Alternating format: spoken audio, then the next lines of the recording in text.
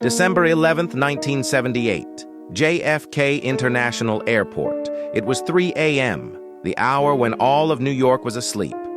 But inside Cargo Building 261, there were those who were awake. In the minutes that followed, 6 men would cut through the chain-link fences and slip inside. From that moment on, no names were asked. The guns did all the talking. They weren't there for luggage. They came for the room full of cash. The vault. In just 64 minutes, more than $6 million would vanish into thin air.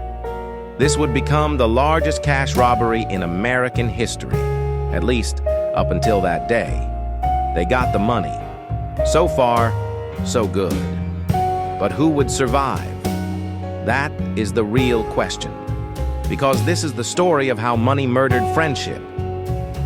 To understand a heist, you have to understand the people behind it. James Burke, also known as Jimmy the Gent. If you've seen the movie Goodfellas, you know him as the character Jimmy Conway, played by Robert De Niro. But the real-life Jimmy Burke was much colder, much more dangerous than in the film. He wasn't a thief. He was a hijacker, a true professional in his trade, and a psychopath who could tip a driver with one hand while strangling him with the other.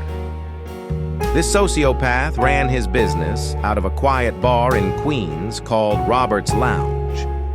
It was a place that could become a grave for anyone who even looked at him the wrong way.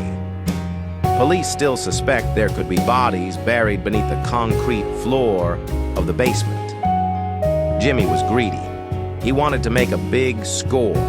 And thanks to a gambling addict working at the airport, he had no idea he was about to land the score of a lifetime. It didn't start with a meticulously calculated plan. It all started with a debt. Louis Werner was a regular employee at Lufthansa, but he had an addiction that was rotting his life away: gambling. Gambling was a sickness for him, and because of it, he owed $20,000 to the wrong people. Left with no other choice, Werner went to the Lucchese crime family and put his information on the table.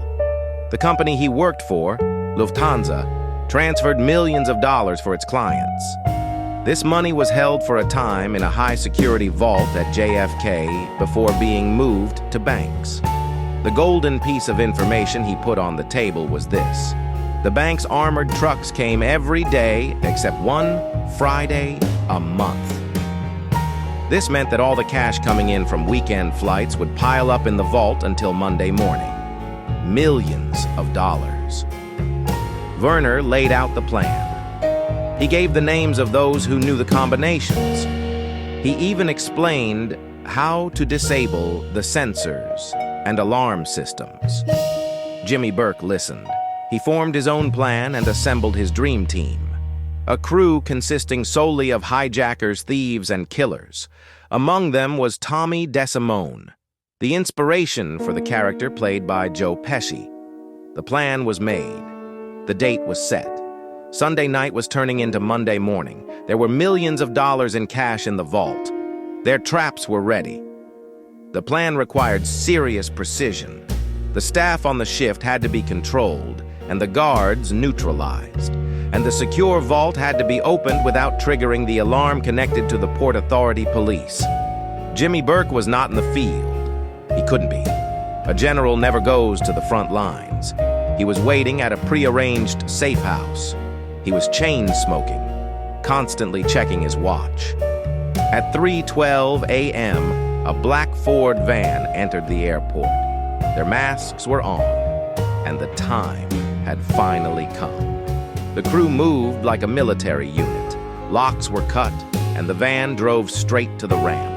Their first obstacle after the lock was a senior agent named Kerry Whalen.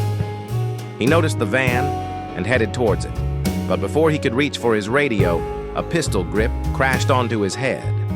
Bloodied, he was immediately pulled inside the van. Inside, the night shift employees were rounded up in the cafeteria and taken hostage. The instruction was clear. Don't lift your heads, or you'll never breathe again. The shift manager was taken from the cafeteria and dragged to the vault. The vault door was forced open, and the great door swung wide. As the door opened, they couldn't believe what they saw. Parcels stacked to the ceiling filled with banknotes, used bills, untraceable bills. There was so much money that they couldn't physically carry it all. They worked for about an hour until the van was stuffed full. They didn't neglect to take jewelry alongside the banknotes.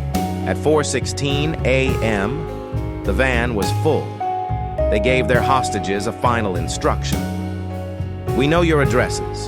The police are not to be called until 4:30 a.m. If we hear sirens before 4:30, it won't be pleasant for you. But this was a bluff. The van disappeared into the streets of New York. Thanks to the crew's professionalism, they had committed the perfect crime, or so they thought.